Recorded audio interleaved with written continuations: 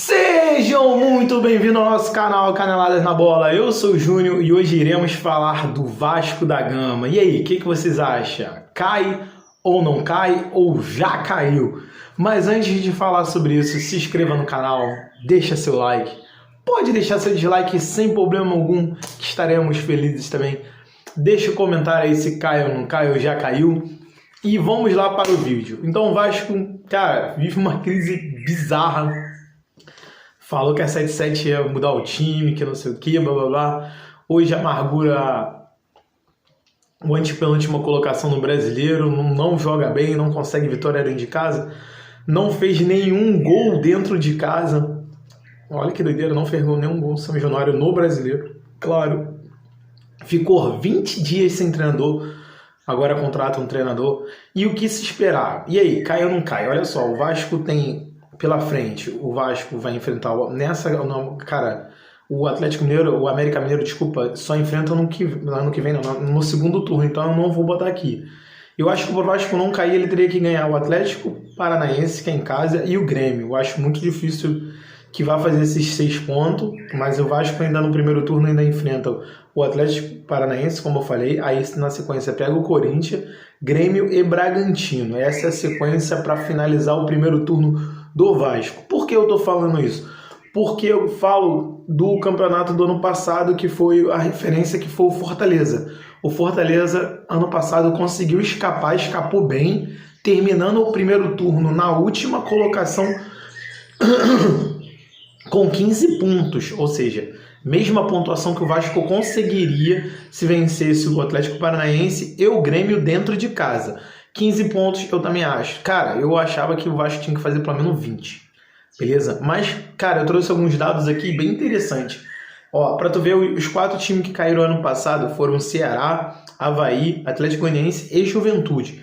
O Juventude, cara, foi aquele saco de pancada. Ele caiu com 16 pontos, porém, essa pontuação que eu tô falando aqui, todos terminaram o primeiro turno nessa colocação com esses pontos. Ou seja, o Juventude terminou em 16º com 16 pontos. O segundo que caiu com o pior rendimento, e praticamente foi nessa erra, foi o Atlético Goianiense. Terminou o primeiro turno com 17 na 18ª. Ou seja, esses dois estavam na zona de rebaixamento no primeiro turno e foram os únicos que caíram. E aí temos 2 surpresas que não caíram. Olha a diferença de pontos. O Avaí, com 21 pontos, na 16ª colocação, caiu. Ou seja, com 6 pontos à frente do Vasco, correto? Então, olha agora a pontuação do Ceará, cara. O Ceará terminou o primeiro turno com 24 pontos. Ou seja, 9 pontos à frente que o Vasco terminaria e estava em 12º colocado. E caiu. E o que eu espero desse time? Cara, uma parada que o Fortaleza tinha, que o Vasco eu acho que não tem. Primeiro, o técnico, que estava muito bem, que era o Roda, que ainda permanece. Estava muito bem na Libertadores e estava muito bem na Copa do Brasil. E tinha um time encorpado que estava brigando por muita coisa. O Vasco não tem, né? Agora tem o técnico.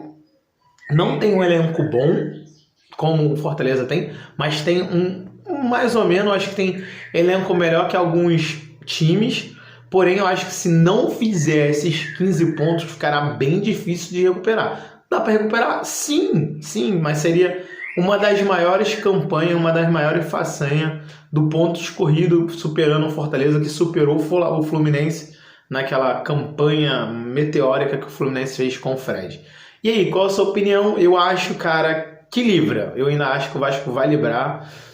Se contratar um jogador, 2 jogadores mais ou menos bom mais ou menos para bom, eu acho que já vai. Eu acho que esse treinador é um treinador bem experiente, botou o River Plate na Libertadores, ganhou a Libertadores com o River Plate. Foi muito bem lá no Emirados Árabes, eliminando para o Flamengo. Então eu acho que vem para fazer um bom campeonato com o Vasco. Então eu acho que não cai, ainda sai. Então vamos esperar isso aí. Valeu!